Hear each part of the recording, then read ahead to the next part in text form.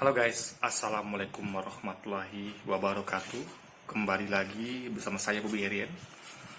Saya baru aja nonton ya, agak lambat sih, IRC yang di dalam membahas tentang PKI kemarin ya, beberapa hari lalu. Kalau nggak salah tuh 5 hari lalu ya. Jadi di situ ada pernyataan dari Sumawati ya. Ibu Sumawati mengatakan kalau setelah penyampaian dari Ustadz Tengku Zulkarnain, Sumawati ngomong ya, bicara kalau katanya dia menunjukkan buku pledoi dari korelatif kalau Soeharto adalah dalang PKI. Nah, ini perlu kita luruskan guys, ini berbahaya sekali. Kalau ada orang sampai kena racun pemikiran ini sangat berbahaya. Perlu saya kasih logika gitu, kasih logika ya, sederhana aja, simple. Kenapa saya tidak percaya dan saya membantah habis-habisan kalau Pak Harto itu adalah dalang PKI? Ya gini. Pertama, buktinya PKI sudah 2 kali melakukan kudeta, 3 kali malah. Ketika waktu zaman penjajahan Belanda, dia berontak pada Belanda, ingin berkuasa gitu kan. Lalu tahun 48 dengan mendirikan negara Soviet Madiun gitu. Dan tahun 65 tentunya gitu kan. Mereka mengusung ideologi komunis. Jadi dengan 3 bukti ini itu sudah kuat kalau mereka memang ingin melakukan kudeta gitu. Kan? Nah, sekarang bagaimana cara melakukan kudeta gitu. Kudeta itu guys ya, dalam artian mengambil alih kekuasaan gitu. Atau anggaplah bukan kudeta tapi menguasai kekuasaan, itu butuh 2 elemen penting yang perlu Anda ketahui, yaitu politik dan juga militer ya. Ingat, kekuasaan itu butuh dua jalan, yaitu militer dan politik. Makanya Anda bisa lihat ya bagaimana orang merebut kuasa itu dengan cara politik dan juga dengan cara kudeta militer berdarah gitu. Jadi kalau tidak yang merebut kuasa itu adalah orang-orang politik, kalau tidak militer. Nah, jadi butuh kekuatan itu memang melalui kekuatan politik dan militer. Nah, itu bisa dimaklumi kenapa setelah PKI gagal 2 kali tahun pas penjajahan Belanda dan juga 48 itu mereka belajar, mereka butuh militer untuk itu untuk memperkuat kedudukan politik. Nah, maka kita lihat hal bahaya yang dilakukan PKI adalah ketika mereka menginisiasi gerakan Gajah Malaysia. Nah, kita tahu Malaysia itu adalah sahabat kita, serumpun Melayu kan, sama Muslim itu, mayoritas Muslim. Nggak mungkin, saya nggak bisa pikir kenapa kita bisa konfrontasi dengan Malaysia gitu, nggak masuk akal. Kalau sedikit mungkin masalah kebudayaan itu biasa karena memang satu rumpun dan tetangga itu ramis sedikit, tapi masalah permusuhan itu bagi saya tidak masuk akal. Permusuhan dengan negara dengan mayoritas Muslim, sama-sama Muslim dan juga sama-sama Melayu gitu. Nah, jadi mereka ini menuntut untuk pembentukan angkatan kelima, yaitu buruh tani dipersenjatai. Nah, gunanya apa? Karena mereka kan sudah menguasai politik ya, meskipun tidak total, itu masih ada ada nasionalis juga dengan agamis gitu kan, wakil, jadi mereka belum total dan mereka ingin mempersenjatai dengan memperkuat secara militer, yaitu mempersenjatai angkatan buruh tani yang merupakan anggota mereka semua ya. Anggota buruh tani itu kan dari PKI semua gitu, banyak kan. Nah, agar mereka tuh bisa lebih mudah untuk merebut tampuk kekuasaan gitu. Itu berbahaya. Nah,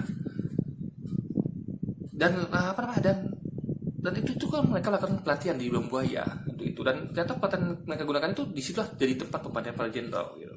Nah, di tempat mereka latihan itu yang kita tengarai ya, mungkin aksi itu diikuti oleh mereka juga gitu kan, karena memang tempat pembunuhan di situ gitu kan, para jenderal ini. Jadi dan untungnya ya Jenderal Nasution dan Ahmad Yani mencium niat busuk ini, sedangkan mereka tahu ini berbahaya bagi negeri karena ideologi komunis ini memang tidak cocok dengan dengan tentara dan juga umat Islam, karena memang mereka ini dengan gelagatnya mereka ini tidak menunjukkan kalau mereka percaya dengan Tuhan gitu. Karena mereka dengan mudah membantai, membunuh dan melakukan banyak kerusakan di Indonesia. Bahkan mereka menikung kita dari belakang ketika kita sedang menghadapi agresi Belanda, mereka malah memberontak di Madiun gitu. Nah, TNI paham benar bahaya PKI, paham benar TNI. Makanya Jadi waktu itu ya yang apa namanya, selain umat Islam yang keren gitu kan, yang menang apa namanya, yang sibuk mengambil PKI, juga TNI juga keren guys. TNI salah satu waktu itu di pimpinan Jenderal Ahmad Yani dengan Pak Nasution ya, menjegal langkah PKI. Kalau itu sempat terjadi guys ya, buruh tani bersenjatai, maka ya TNI tentu akan kewalahan menghadapi mereka. Sebab mereka menggunakan kekuatan militer, buruh dan tani ya, sedangkan dengan melawan pasukan yang ada di Buang Buaya itu TNI sudah cukup kesulitan gitu kan. Apalagi kalau sempat itu buruh tani digerakkan, itu sudah susah tentara untuk menanganinya ya, eskalasi besar itu. Melawan lagi angkatan selain TNI. Jadi TNI itu ada lawan yang sepadan. Nah, itu sangat berbahaya. Makanya Jenderal Ahmad Yani dan Nasution itu paham akan hal itu, dan mereka menggagalkan rencana akal busuk PKI ini untuk berusaha menguasai Indonesia baik dari segi politik dan juga militer guys. Nah, karena untuk menguasai TNI kan susah gitu.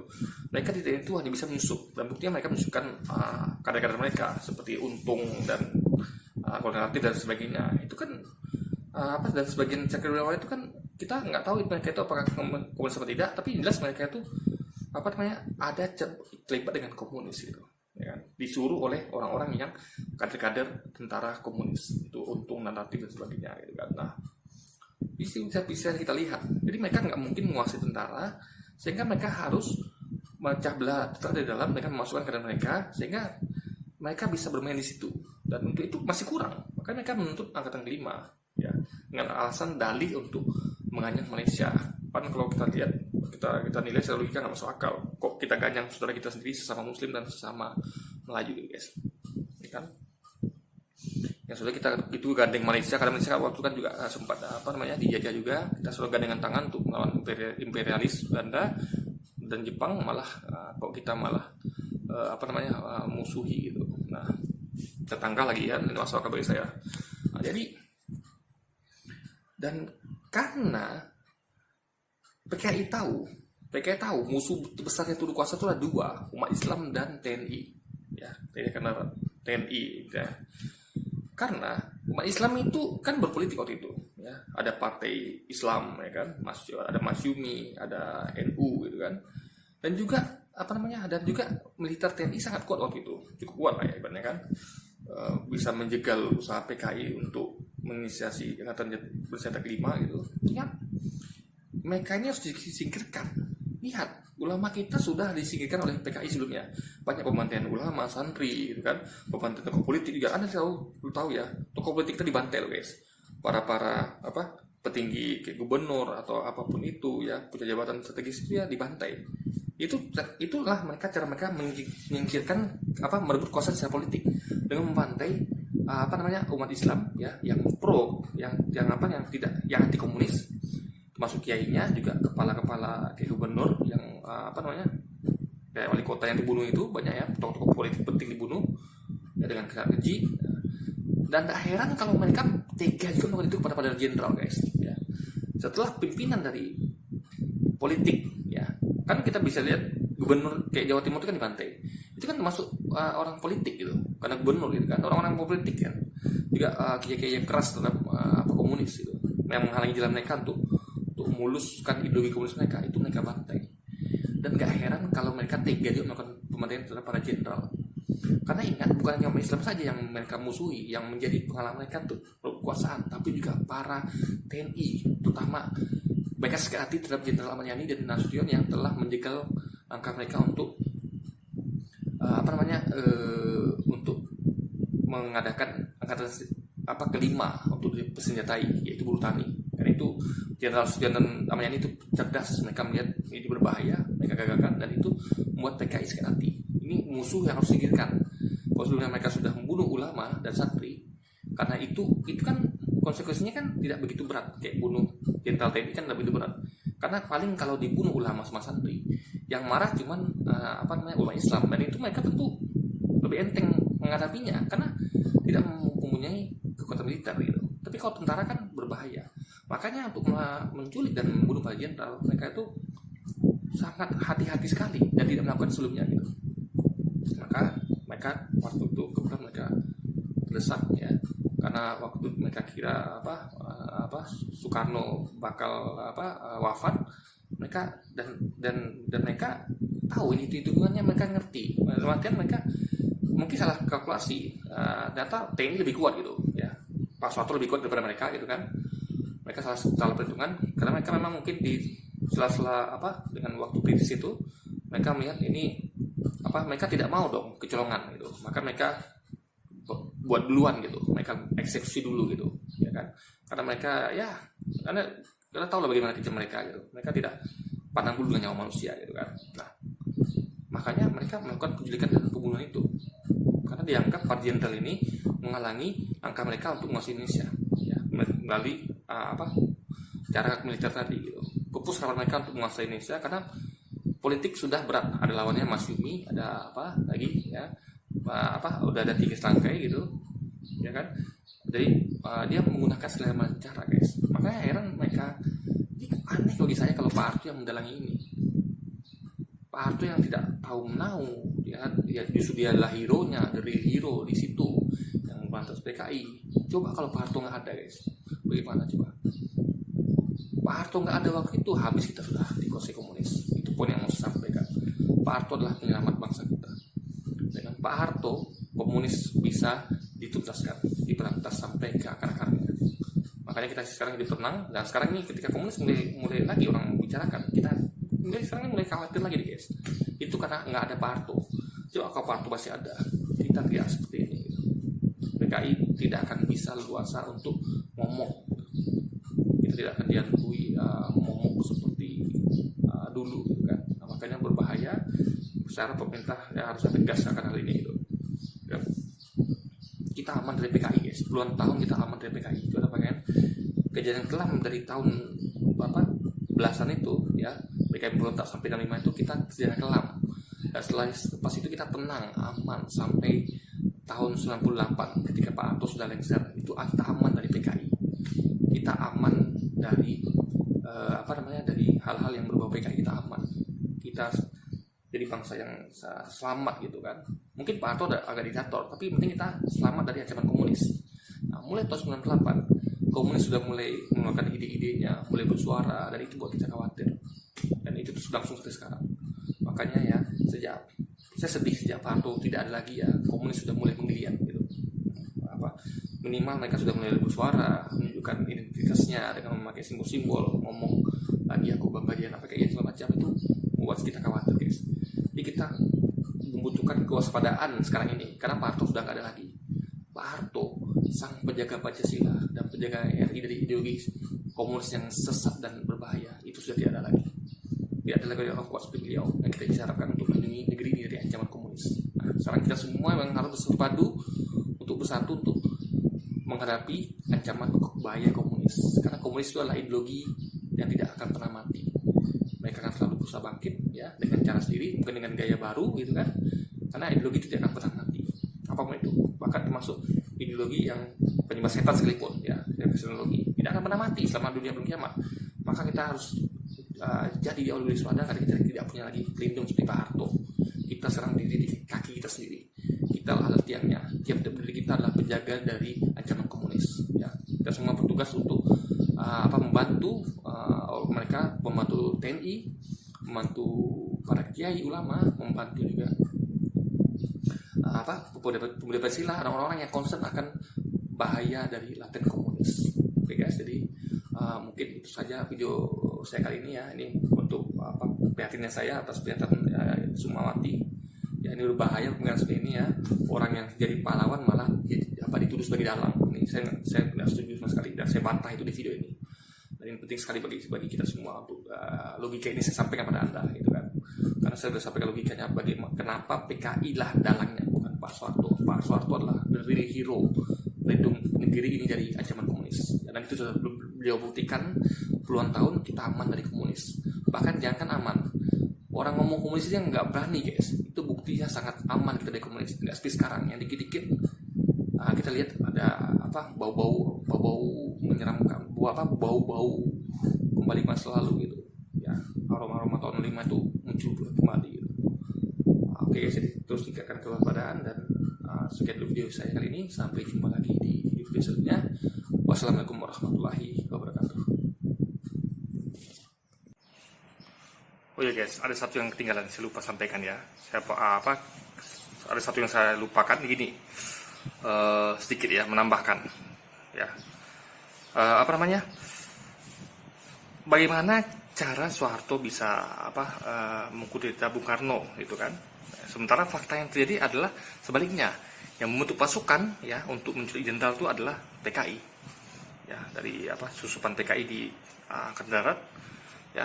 Ternyata Pak Harto tidak ada ngapain ya, beliau hanya ya tidak ada bukti beliau melakukan suatu gerakan militer gitu kan, tidak ada bukti yang jadi yang jelas fakta itu adalah penculikan dan pembunuhan jenderal guys, itu fakta yang nyata gitu. Jadi mereka menuduh Dewan Jenderal ya akan mengkudeta, ini faktanya mereka melakukan kudeta itu ya. Mereka sebenarnya bukan kudeta juga ya tepatnya ya, mereka mengamankan kekuasaan gitu. Karena penghalang mereka ini adalah TNI yang menghalangi mereka tuh, mungkin angkatan kelima tadi, dan ini harus disisirkan karena berbahaya. Mereka sudah menyingkirkan para ulama sebelumnya ya, para tokoh politik ya, pembantaian para tokoh politik, dan juga sekarang pilihan TNI jadi korban berikutnya. Maka itu cara mereka untuk menginginkan kekuasaan sehingga mereka tuh aman di kekuasaan, sehingga penghalang. Jadi kalau untuk kudeta itu nggak mesti juga guys ya, harus kita rebut kekuasaan, tapi kita mengamankan posisi dengan cara menghancurkan lawan politik ya, lawan politik seperti pembunuhan para tokoh politik ya, gubernur dan semacamnya, juga para ulama yang keras dan kiai yang keras melakukan perlawanan, dan juga dari TNI. Jadi mereka semua disingkirkan untuk memuluskan jalan menuju kekuasaan gitu. Sehingga mereka melancarkan fitnah ya, adanya kudeta Dewan Jenderal. Padahal faktanya Dewan Jenderal ini apa-apain gitu. Tidak ada terbukti mereka melakukan persiapan apapun itu ya kan. Waktu itu kan itu sebenarnya itu adalah pemangkatan aja gitu. Jadi bukan suatu jadi itu cuma isu pengangkat. Jadi itu sebenarnya dia adalah wanjakti, jadi semacam pengangkatan jabatan aja gitu, promosi lah gitu kan. Nah, jadi memang kerjaan PKI memang suka menjalankan fitnah. Maka sekarang kan mereka terus melakukan fitnah, dikatakan mereka korban lah, padahal nggak bisa dikatakan mereka korban kalau mereka ada pelaku. Korban pure itu hanya orang yang menerima konsekuensi dari perbuatan pelaku. Karena mereka tuh, kalau angkatlah mereka korban, tapi sebenarnya mereka kan ada pelaku. Ini nggak bisa dikatakan korban itu adalah korban kalau dia sebenarnya ada pelaku gitu guys. Jadi pelaku itulah pelaku. Nggak ada reaksi kalau ada aksi gitu kan. Nah, mereka beraksi duluan, maka ada reaksi atas bertanggung jawab mereka bertanggung jawab atas konsekuensi yang telah aksi yang telah mereka lakukan. Nah, jadi mereka sebenarnya pelaku bukan korban ya kan, karena mereka bertanggung jawab atas apa yang mereka lakukan, itu membunuh para ulama, tokoh politik, dan juga para petinggi TNI Angkatan Darat. Nah, jadi ini dalam seri dalam pengertian mereka itu berusaha untuk melanggengkan dan merebut kekuasaan dengan cara apapun, termasuk menyiapkan lawan politiknya ya, orang-orang yang bersuara keras, para ulama, dan juga para jenderal TNI Angkatan Darat pada waktu itu. Yang tentu mereka itu semua elemen yang menyusahkan mereka, mempersulit mereka untuk merebut kekuasaan ya, menguasai total Indonesia dengan ideologi komunisnya seperti yang terjadi di Uni Soviet, juga Cina dulu, juga Vietnam, Kamboja kan gitu juga caranya tuh. Ada dia bagaimana film Stalin itu, film komunis Stalin di Cina juga, ada Vietnam, Kamboja kan mereka Pol Pot itu ya, mereka menggunakan cara-cara kejam, nggak segan membunuh, menyingkirkan lawan politik, termasuk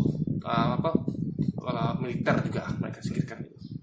Jadi kita tahu bahayanya komunis ini, dan sekarang Pak Harto nggak ada, dan ya kita semua harus jauh lebih waspada karena zaman sekarang ini sudah tidak ada lagi pelindung kita dari zaman komunis, yaitu Pak Harto sudah meninggal, dan tinggal kita teruskan siapa Pak Harto untuk jaga diri ini aman dari ideologi komunis. Oke guys, jadi sekarang baru penutupan yang sebenarnya ya. Mohon maaf saya lupa hal ini, mudah Anda tidak skip videonya, dan ini baru penutupan. Sekian dulu video saya kali ini, sampai jumpa lagi di video-video selanjutnya. Wassalamualaikum warahmatullahi wabarakatuh.